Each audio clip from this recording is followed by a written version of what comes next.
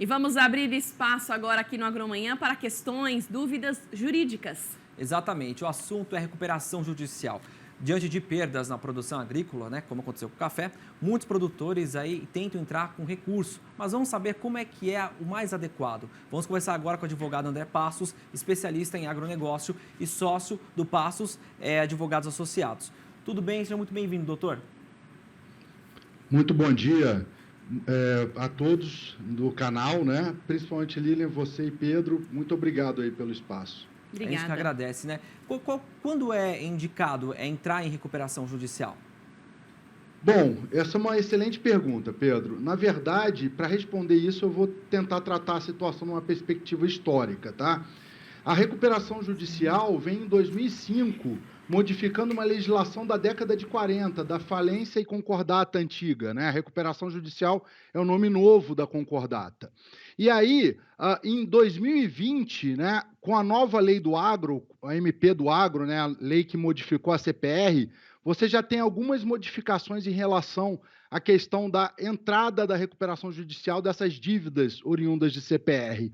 E em dezembro de 2020, com vigência a partir de janeiro de 2021, você tem efetivamente uma modificação na lei de recuperação judicial de 2005, dizendo, praticamente trazendo um regime para a recuperação judicial do produtor rural. Então, a partir de 2021, e por isso que eu fiz esse panorama histórico, para que vocês entendam, a questão da recuperação judicial do produtor rural, ela se torna mais restrita, né? Dependendo da situação, muitas das vezes é muito melhor o produtor rural renegociar as dívidas e buscar os seus credores para tratar dessas dívidas, mesmo em casos como da cultura cafeira, por exemplo, que você lembrou bem acerca da geada, que castigou recentemente aí boa parte do sul de Minas, por exemplo, boa parte do Paraná.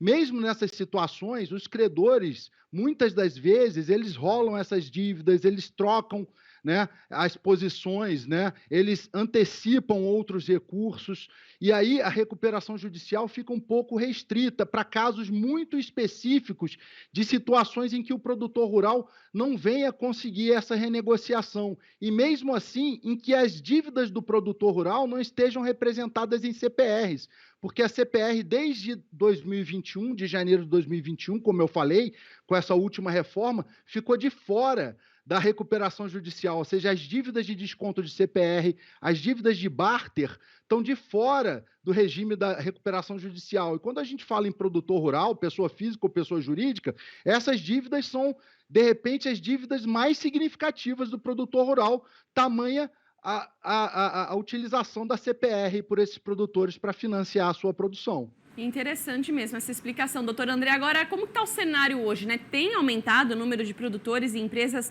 em recuperação judicial durante a pandemia? A pandemia acabou acelerando isso ou não? Lilian, excepcional a pergunta, porque me dá a oportunidade de fazer essa distinção. Óbvio que a pandemia bateu forte em outros setores da economia.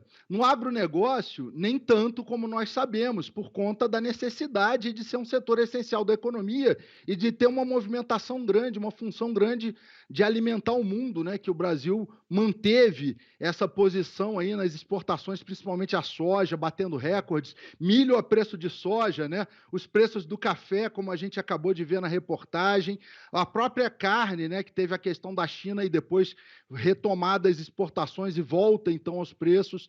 Então, o que acontece? No agronegócio, você tem duas questões. Primeira, a questão da crise econômica que deixou, na verdade, de acontecer. Obviamente, em algumas regiões você tem alguma questão climática que pode sim impactar a empresarialidade do produtor rural ou produtor rural pessoa jurídica também, mas você tem também a questão do corte, né, dessa questão legal, ou seja, as CPRs estarem de fora depois de janeiro de 2021. Então, para outros setores, sim, a pandemia acelerou bastante a questão dos pedidos de recuperação judicial. No agronegócio, por conta desse corte histórico que eu fiz e por conta dessa situação econômica, obviamente que não é aplicável a todos os produtores, muitos deles sofreram com questões climáticas, que a gente sabe bem, como foi bem colocado pelo Pedro aí, antes da gente começar a falar, né?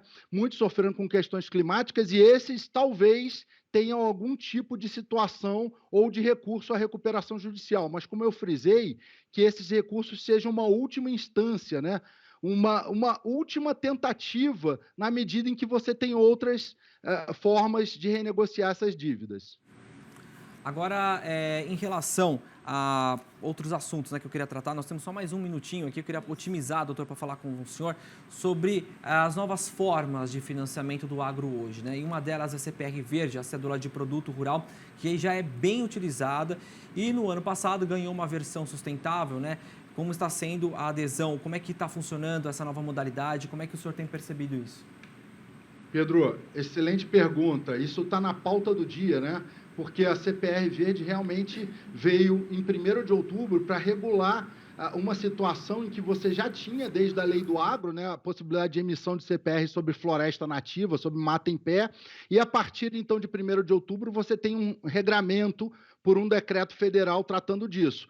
Ora, o mercado está olhando com muito carinho para essa possibilidade. Logicamente, existem alguns desafios, né, para chegar àqueles 30 bilhões que o governo federal projetou, né, quando do lançamento efusivo lá da CPR Verde, né, mas o mercado está se movimentando. Obviamente, algumas métricas ambientais, por exemplo, conservação de biodiversidade, conservação de recursos hídricos, etc., que essa CPR pode entregar, elas precisam ser moduladas. Mas as métricas de redução de gases do efeito estufa já estão postas e desde a COP26 estão uniformizadas. Então, eu vejo a utilização das CPRs verdes como garantia para produtores, para obtenção de financiamentos e até como uma arma para produtores para utilizar na renegociação das dívidas, ao invés de entrar com recuperação judicial, como eu tenho enfatizado desde o início da nossa conversa. Verdade, importante, né? A gente ter essas alternativas hoje. Então, doutor André, muito obrigada pela participação aqui no Agromanhã, né? A gente está com transmissões simultâneas nos 2 canais, Terra Viva, AgroMais. Então, um grande prazer, um ótimo dia e até a próxima. Eu que agradeço, Lilian e Pedro. Até a próxima.